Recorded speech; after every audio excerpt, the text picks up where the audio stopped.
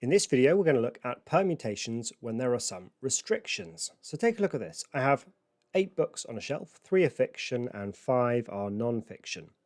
Given that I want to keep the fiction books together and the non-fiction books together, find the number of ways I can arrange the books on my shelf. So I think the first thing to think about is that if you have to keep the 3 fiction books together and the 5 non-fiction books together, then you're either going to have your 3 non-fiction books here and your 5 non-fiction books here, or the reverse. So you'd either have your 5 non-fiction books here and your 3 fiction books there. And any arrangements we do like this are going to be different from the ones here. So there's 2 overall ways of doing this. That's the sort of meta structure. And then secondly, we need to think how many different arrangements are there within each of these groups. Well, within my 3 fiction books, so the 3 fiction books, well, there's 3 factorial ways to arrange that. And among my 5 non-fiction books, well, there are 5 of those, so there's 5 factorial ways of doing that. So overall, I have 2 times 3 factorial times 5 factorial. And the reason for that is I've got these 2 overall ways of setting up my bookshelf. And then for each of those, I've got 3 factorial times 5 factorial ways to arrange within that. Crunch through all those numbers and we find 1,440 different ways I can arrange the books on my shelf. Okay, in this example, it's the same as the last one, but I only want to keep the non-fiction books together. I'm not bothered about the fiction. The 3 fiction can go wherever they like. So to think about this, I think about clumping all of the things I want to keep together in one block. So I can think my 5 non-fiction books are here. So that represents all of my 5 non-fiction books. And then the question is, I've got that, and then I've got 3 other books, my 3 fiction books. So overall, I start thinking about having 4 objects in total, my non-fiction books, which have to stay together, and my 3 fiction books, which can go anywhere. So from that, I can see there's 4 factorial ways to arrange these 4 objects. But then within my non-fiction group, well, there's 5 books in there, and so there's 5 factorial ways to arrange those. So the answer here is there's 4 factorial ways I can set up my bookshelf overall. That's these 4 objects, the non-fiction books and the 3 individual fiction books. And then within each of those, I also have 5 factorial ways to arrange my non-fiction books. So we work out 4 factorial times 5 factorial, and it's 2,880. So there's actually twice as many ways to arrange if we don't have the restriction of keeping all of the fiction books together. In this question, it says 6 children are going to sit on a bench. Nicole, Amina and Natasha need to sit together. How many ways are there to arrange the children on the bench?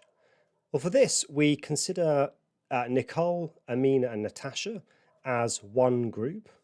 So I'm just going to call that group Nan. That's those 3 children. And then there are 3 other children, 1, 2, 3.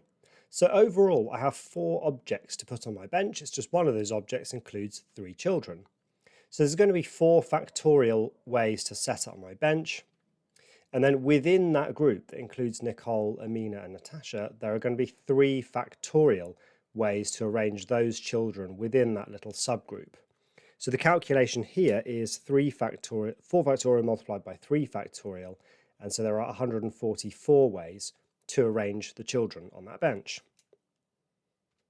Okay, in this question, we have 6 children sitting on the bench, but this time Nicole, Amina and Natasha need to be separated. How many ways are there to arrange the children on the bench?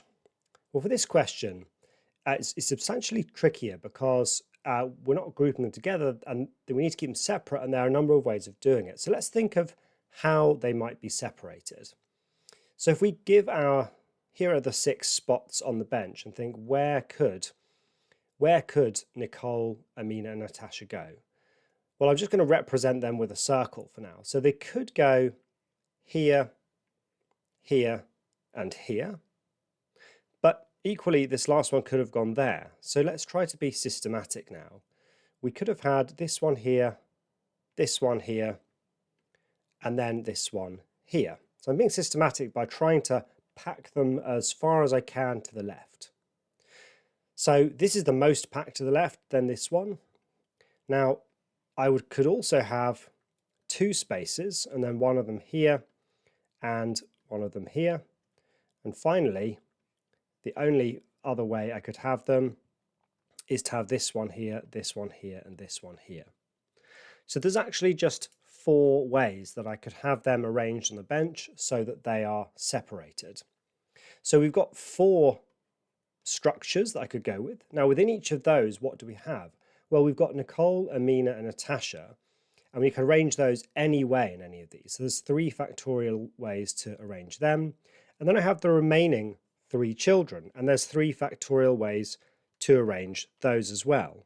So it's 3 factorial again here. Multiply these up. It feels like this is the answer to every question at the moment, but it's 144. Okay, how many even 4-digit numbers can be formed using the digits 6, 7, 8, 9, each used once? Okay, well, let's start with the fact they have to be even. If they have to be even, there are only 2 options for the final digit. The final digit has to be either 6 or 8. So we have just 2 options here. Now, the remaining digits can be arranged in any way on those 3. So what that means is we've got 2, because there are 2 options for that last digit, and then the remaining digits can be scrambled, and there's 3 factorial ways to do that. So the answer here is 12. There are 12 different even 4-digit numbers that can be formed using the numbers 6, 7, 8, and 9. In this one, we have the further restriction that it needs to be greater than 8,000. So this time we have multiple restrictions. So, and they actually interfere with each other a little bit. So suppose that, well, let's think about the first digit first. If it's greater than 8,000, it means the first digit has to be either 8 or 9. So suppose it's 8. Suppose the first digit is 8. That means there's 1, 2, 3 digits left. Now, the final digit would have to be 6 because 7 and 9 are both odd. So there's only one option for that final one. And then the remaining 2 numbers can be scrambled in any way you like. So here, actually, the only choice we have is where these 2 go. So there's only 2 factorial ways to do it there. But if we have 9 at the end, well, then it's a little bit different, because if 9, sorry, at the start, because if you've got 9 as your first digit, well, you've got 2 options here, because you could either have 8 or 6. And once you've picked those, and there's 2 options for those, the remaining 2 can be arranged however you like, and there's 2 factorial or 2 ways to do that. So we've got 2 options when 8 is the first digit, and we've got 4 options when 9 is the first digit. And since these are separate, right, they're not sort of versions of each other, it's not saying for each of these the sum of these, we add them. There's 2 numbers that can be formed where 8 is the first digit, there's 4 where 9 is the first digit, and there are 6 overall. So that's a little look at permutations with restrictions, and I'll see you in the next video.